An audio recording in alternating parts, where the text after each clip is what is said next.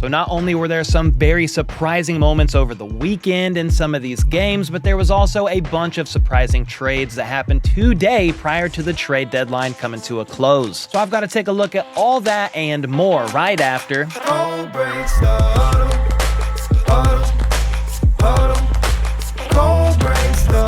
what a week 9 of the NFL season shaped up to be. Let's get into it, starting first with America's team, who made Kirk Cousins look like Captain America as he led the Falcons to a 27-21 victory over the Dallas Cowboys. Big Kirko was in his bag, throwing a near-perfect game with 222 yards and 3 touchdowns, only throwing 5 incompletions on the day. Drake London went up and got this one over Trayvon Diggs for his first touchdown of the day, though he was later ruled out with a hip injury, with the severity of it currently being unknown. Then on a 4th and 3, a busted coverage allowed Darnell Mooney to get behind the defense and waltz into the end zone. I think Mike McCarthy was going against Mooney in fantasy, and that's why he was pissed, slamming his tablet down. Dak Prescott suffered a hamstring injury in the second half, so Cooper Rush came in his stead. That allowed Dak to have a front row seat of the on-field calamity taking place from the sideline, and this is great. You can actually see what seems to be Dak Prescott saying, "We effing suck," to Trey Lance when he was on the sideline there. He's not wrong. They're now 3-5 after losing their 3rd straight game, and it would take a miracle for them to make the playoffs, especially since we now know more about Prescott's hamstring injury. It's looking like he's going to miss multiple weeks, with the injury being worse than initially expected, and believe it or not, they haven't made a decision on whether or not Dak will be placed on IR yet, which means there's a possibility this could happen. And while Dak is currently seeking a second opinion to confirm treatment options, that means Cooper Rush is definitely now the guy, which is obviously less than ideal. He's a serviceable backup, but whenever you lose your certified starter, that always puts extra strain on a team, and they were already struggling with him out there on the field. And if that wasn't enough, star wideout CeeDee Lamb could be seen slow to get up in the second half on a couple of plays, yet was very slow to get up on this play here in particular. It turns out he sprained his AC joint and is experiencing shoulder soreness at the moment, but this is not considered to be a serious injury. That means there's a chance he can play Sunday against the Eagles, so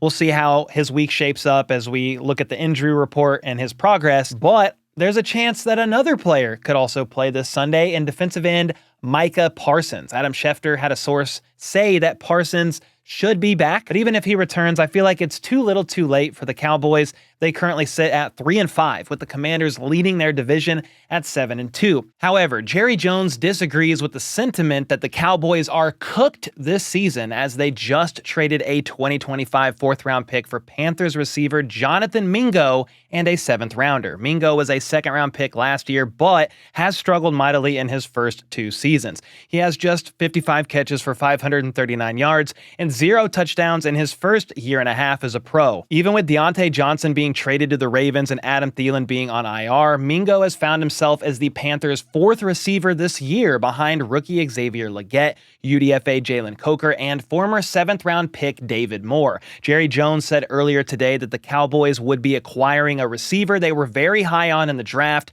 and it turned out to be Jonathan Mingo. He is only 23 years old and has 2.5 years left on his rookie deal, so you get some youth, cost control, but I was still a little surprised by this move, especially for a 4th-round pick. He does give them some added depth with CeeDee Lamb banged up, but that is about it at this point in time. Another team not doing well is the New Orleans Saints, who lost to the Carolina Panthers, of all teams, on Sunday. Then the next day, fired their head coach, Dennis Allen. He'd been with the team since 2015, serving as their defensive coordinator for 7 years, then was promoted to head coach in 2022. The team had a 18-25 record during his tenure and has not made the playoffs, so they decided to part ways, and they probably made the right decision in doing so. The special teams coordinator, Darren Rizzi, will take over as the interim head coach for now, though I don't think it's going to matter, as this team is currently a train wreck. They started 2-0 and have now dropped 7 straight losses after, again, losing to the Panthers on Sunday. Derek Carr missed 3 games with an oblique injury. Rashid Shaheed is out for the year with a torn meniscus. They have MVS in his stead, but okay. Then to make matters worse, Chris Olave had a scary situation in Sunday's game when he took this shot over the middle of the field and was knocked out cold. He had to get carted off the field and was taken to the hospital, though thankfully he's expected to be all right, had full movement of all of his extremities, and was actually released from the hospital later that day. And I would expect him to be out for a little while and wouldn't even be surprised if they just keep him out for the rest of the year. That seems unlikely, but it's a possibility because he just returned last week from a concussion that he sustained in week 6. The play itself, by the way, drew a lot of controversy, with people calling out Derek Carr for putting Olave in that situation by making that throw in the first place. Former Saints receiver Michael Thomas was one of them, firing off a litany of tweets on X, basically saying, "Carr sucks," and he told everybody so. Speaking of Carr, he also made history on Sunday, becoming the first player in NFL history to lose to 31 teams after getting beat by the Panthers. The only team he hasn't lost to, his former team, the Las Vegas Raiders, who the Saints actually do play Week 17 this season.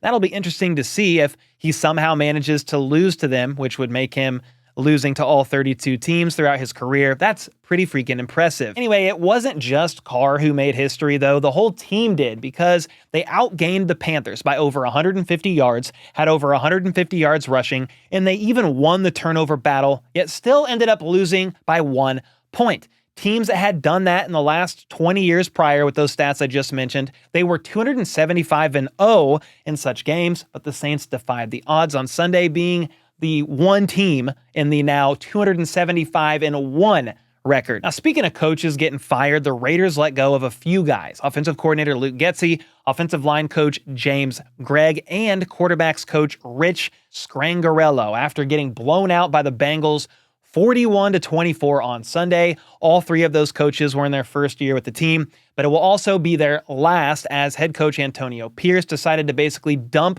the entire offensive staff. I guess it makes sense considering the offense has been horrible this year. They're 26th in scoring, 29th in yards, 26th on third downs, and dead last in yards per rush. However, it's worth noting that the defense hasn't been much better under the supposed defensive coach in Antonio Pierce. They're 4th to last in points allowed, giving up nearly 28 per game. Plus, what did they expect out of Gardner Minshew and Aiden O'Connell? Anybody with a couple of brain cells would have saw that as an issue heading into the season. Minshew was actually benched for the second time this season during the game on Sunday, being replaced by Desmond Ridder, who was able to score a garbage time touchdown to Brock Bowers for what that's worth. Bowers might be the only bright spot on that team right now, at least from an offensive standpoint, because Max Crosby is a dog over there on defense.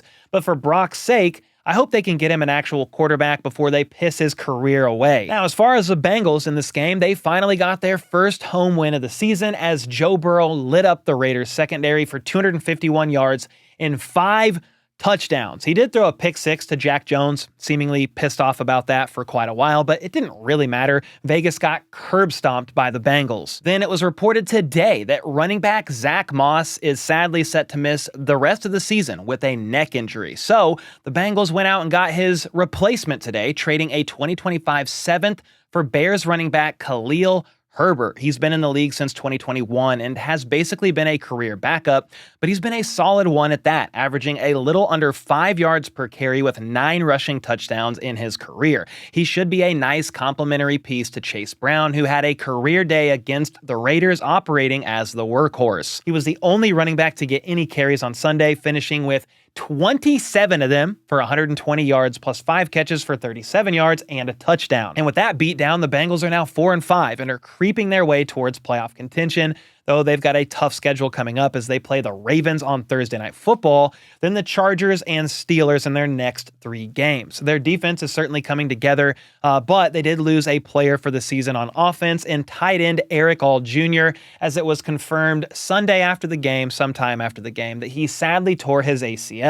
So while they are down 1 pass catcher there, they could potentially be getting T. Higgins back for Thursday Night Football, a very important game against the Ravens after he missed the last 2 games due to a quad injury. Next up, let's move on from some blowout games and coaches getting fired to talk about some games that were actually a bit closer, and maybe even a couple other coaches who are next on the list to get fired. First up, the Bills and Dolphins went down to the wire in what was a super entertaining game, all things considered. Miami was up 10-6 at halftime, so it was initially a pretty low-scoring affair. However, Aside from the opening possession of the second half in which Raheem Mostert fumbled, each drive ended in points, whether it was from a field goal or touchdown. This touchdown to Jalen Waddle tied things up at 27 apiece with less than 2 minutes to go, but an unnecessary roughness penalty on Jordan Poyer, the Bills getting bailed out again. Just kidding. He tried to lead with the shoulder, but was a bit slow on the move, and that was definitely a flag.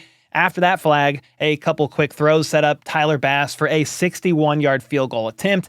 And I personally thought there was no way in hell Tyler wide right Bass was going to hit the 61-yarder, but sure enough, he came through in the clutch and hit what was not only the game-winning field goal, but it was also the longest kick in Bills history. Josh Allen is now 12-2 against the Dolphins in his career, and all Dolphins fans from this day forth shall refer to him solely as Daddy Josh. Okay, maybe not, and maybe I'll never use that phrase again, but he definitely has their number, and with that win, the Bills moved to 7-2 on the year and are running away with the AFC East, even though they are yet to beat a team with a winning record, but I digress about that. Another division rivalry game that went down to the wire was the Seahawks and the Rams. This game was absolutely insane. The score was tied 13 apiece late in the third as the Seahawks had the ball at the Rams' 6-yard line and were looking to take the lead. However, Byron Young hit Geno Smith as he let this one go, and Cam Kinchins picked it off and took it back 103 yards for the pick six. Good God, what a wild play. Then later in the fourth quarter, Seattle was in the red zone again after blocking the Rams' punt. They got it down to the 4-yard line, but Geno Smith threw it to his tight end, well, he tried, who wasn't even looking for it, and again, Cam Kinchins picked it off. Thankfully, Seattle was able to get a couple big stops, and Mr. INT put together a perfect drive with under 2 minutes left in the fourth. He floated this one to Jackson Smith-Njigba to pick up the first on 4th and 5. Then on the very next play, he found JSN again in the back of the end zone to send this game to overtime. Seattle won the toss and was moving right down the field as this 31-yard catch and run from Njigba, who else, got them down to the Rams' 25. Then on 3rd and 1, they got stuffed at the line and opted to go for it again. In overtime, they opted to go for it instead of kicking the field goal to go up 3. But the Rams once again shut the door and turned them over on downs. Stafford proceeded to go to work right away, hitting Tyler Johnson for 24 yards, Tutu Atwell for another 16 yards, and with the Rams right on the brink of field goal range, they decided, screw it, let's go for the kill shot. Stafford then uncorked this ball 39 yards to Demarcus Robinson, who made this incredible one-handed grab to win the game. Freaking insane. And as you can see from my security camera footage in my living room, I also freaked out.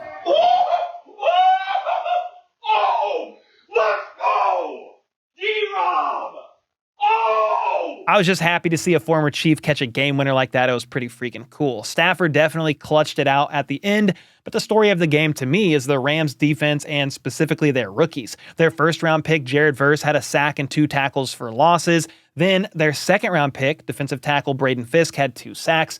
Then the third-round pick that we've been talking about, Cam Kinchins, made those 2 massive interceptions, with one being a pick 6. It was a brutal game for Geno Smith, who really gave the game away on multiple occasions, even though, yes, he did force OT on the last drive of regulation. Jackson Smith-Njigba had a career day, with DK Metcalf missing his second game due to that MCL sprain. JSN racked up 7 catches for 180 yards and 2 touchdowns, but honestly, he should have had even more. He had 78 yards called back because of penalties. Otherwise, he would have had over 250 yards. Another thing to note from this game is that Puka Nacua got ejected in the second quarter for throwing a punch at Tyrell Dodson. It was a punch, yes, but I'm not sure it deserved an ejection. Was a weaker ejection, one of the weakest I've seen in quite a while. Should it have been a penalty? I mean, definitely, but an ejection felt like it should have been one towards a disqualification, but oh well. At the end of the day, though, the Rams won their 3rd straight game and moved to 4-4 on the season. They're now just a game behind the Cardinals for first place in the NFC West after Arizona blew out the Bears 29-9. The Cardinals defense played out of their minds, not allowing a single touchdown and holding Chicago to just 241 yards on the day. The Bears have now lost 2 straight, dropping to 4-4, and have yet to win an away game this season. Some fans are also calling for Matt Eberflus's job after he chose to keep Caleb Williams in the game late in the fourth quarter. It was basically garbage time. You're down by 20, and Williams took a shot at the end and looked hobbled. He said after the game that he's fine, but the decision to keep him in there is certainly a little head-scratching to say the least. The Bears are 14-28 during Eberflus's tenure, 3-18 on the road, and 2-10 against the NFC North, which is pretty gross to say the least. You know what else is gross? The Denver Broncos. I said in Friday's video that they were on fraud alert as they really haven't beaten a nice team all season despite being 5-3. And what did they do on Sunday against the Ravens, a team that's pretty freaking nice? They got their asses handed to them 41-10. Lamar Jackson and Derrick Henry made light work out of their defense as the duo combined for over 400 yards and 5 touchdowns. Lamar also had a perfect passer rating on the day, which is the 4th time he's done that in his career. It was a bit surprising, to me at least, to see Denver's pretty good defense get carved like a Thanksgiving turkey. Then Bo Nix, he finished just 19 for 33 with 233 yards and 1 INT. And the defense that held Bo Nix to those disgusting numbers just got better, in theory at least, because they traded for veteran cornerback Tre White in exchange for a 7th-round pick swap with the Rams. He's basically free, okay? He's also not the player he was back in 2019 and 2020 when he was a back-to-back Pro Bowl selection, but he gives the Ravens a little bit more depth in the cornerback room, and Lord knows they need it. They've given up the most passing yards of any team this season, and while I don't think this move is going to magically transform their defense, the price was incredibly low, which makes it very low risk. I wouldn't expect much out of him, though, to be clear. White's given up 9 catches on 13 targets for 151 yards and 4 touchdowns, so yikes. Then another rookie QB in Drake May did his best Patrick Mahomes impression against the Titans near the end of the game on Sunday, running for his life and buying time before hitting Ramondre Stevenson to send the game into overtime as time expired. This was an electric play from the young rookie that sadly forced overtime. I mean, nobody in the USA deserved this kind of punishment, to see the then 1-6 Titans and the 2-6 Patriots go into extra playing time. Good God. The Titans managed to drive 72 yards and kick a field goal, but after just 3 plays, May threw an INT that sealed yet another loss for the Patriots. Yet, they do have something at least to look forward to with May at the helm. It's going to take time, of course, but again, a small bright spot in the midst of a team who is struggling and definitely in a bit of a rebuild. Next up, the Commanders got a little scare from the Giants as they let their 14-point lead get cut to 5 late in the 4th with this Theo Johnson touchdown from Danny Dimes. The Commanders were able to pick up a couple first downs, though, and ice the game as they moved to 7-2 on the year, which was their best start to a season since 1996. I was 5. And with their historic start to the season, they decided to load up and make the biggest trade of the day as they acquired 4-time Pro Bowl cornerback Marshawn Lattimore.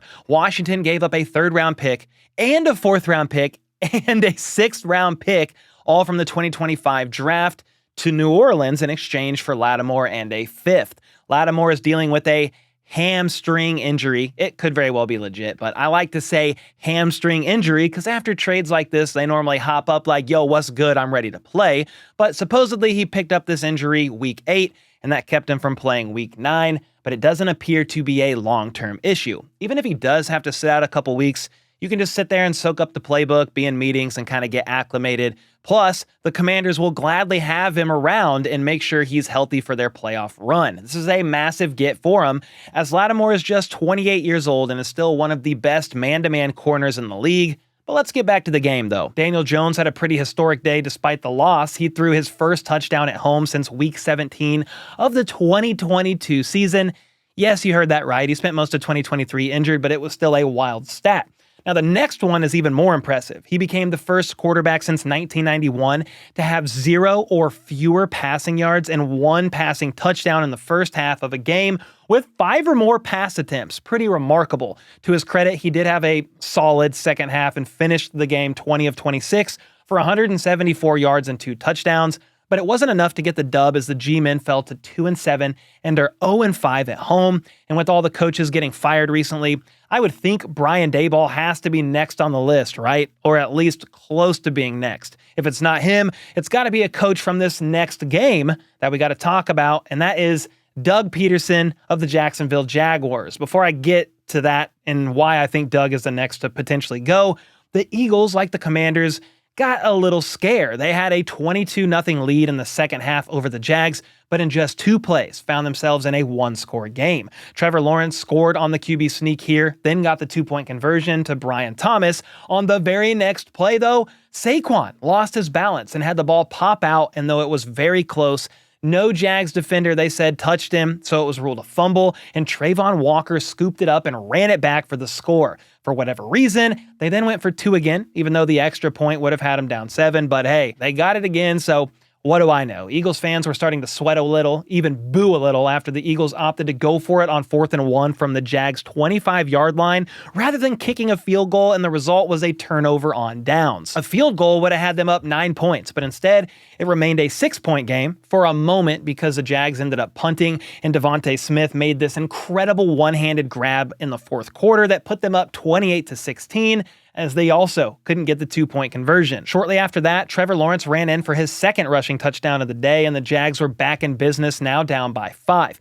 Philly tied a 57-yard field goal with a little over 2 minutes left, but they missed it, so Jacksonville had a chance to go and win this game. They drove down inside the red zone. It was looking a little dicey there for a second, but Trevor Lawrence remembered he is Trevor Lawrence and threw this ball that got picked off by Nakobe Dean, and that was all she wrote. Now, one play from this game that I haven't mentioned yet is this catch and run by Saquon in the 2nd quarter. This man caught the ball, broke a tackle, put a man in the spin cycle, then reverse hurdled. So it was like a backwards hurdle over a defender for the first down. This is one of the most insane moves I've ever seen in my life. This is beyond Madden-esque and should probably just be the Madden cover next year, regardless of what happens the rest of the season. So the Eagles escape with a W in spite of Nick Sirianni's incompetence. Meanwhile, another coach that is shown to maybe operate at an even greater level of incompetence is Doug Peterson. I mean, if it's not Dayball as the next coach getting fired, it's got to be Dougie Fresh, right? I understand he didn't force Trevor Lawrence to throw that game-ending INT, but the Jags are now 3-12 in their last 15 games going back to last year. That's not only god-awful, but really unacceptable given some of the talent they do have on that roster. And finally, the Lions got the win over the Packers on Sunday in rainy Lambeau Field, with the game really never being that close. Detroit was up 24-3 at one point thanks to a Goff to Amon-Ra touchdown, a Jahmyr Gibbs tutty, and a really ugly pick 6 that Jordan Love threw right to Kirby Joseph. They hung on to win 24-14 as they moved to 7-1 and are looking like the clear-cut number 1 team in the NFC. And they got even more dangerous today when they acquired the 3-time Pro Bowl edge rusher Za'Darius Smith from the Browns. They traded 2025 5th and 6th round picks in exchange for Smith, as well as a 2026 7th rounder. They definitely needed help along the D-line after Aiden Hutchinson fractured his tibia and fibula earlier this season. Aside from Hutchinson, the entire D-line has 6 sacks this year, while Za'Darius has 5 on his own. So he'll be a welcomed addition to what is undoubtedly the team to beat in the NFC as they look to build on their 7-1 record. The Vikings, though, are right behind them in the division at 6-2 after they beat the Colts on Sunday Night Football. The Vikings were down 7-0 at halftime with the Colts' lone touchdown coming off a scoop and score from a Darnold fumble, but Minnesota came back as they really got the full Sam Darnold experience. He had 2 ugly interceptions plus the fumble, but he also made a handful of incredible throws on the night and finished 28 of 34 for 290 yards and 3 touchdowns. The Vikings defense didn't give up an offensive touchdown. In fact, the Colts never took a single snap inside the red zone all game long, so if not for the turnovers, this would have been a blowout on the scoreboard, but either way, the Vikings get the dub and bounce back after dropping their last 2 games. The Pittsburgh Steelers were on their bye week, but they were the busiest team of all at the trade deadline. First, they traded a 5th round pick to the Jets for Mike Williams to get some additional help at receiver. Pittsburgh's been linked to just about every receiver that's had their name floated in trade talks, and while he's no Brandon Ayuk or Devontae Adams, still remains to be seen what his ceiling is post-ACL recovery.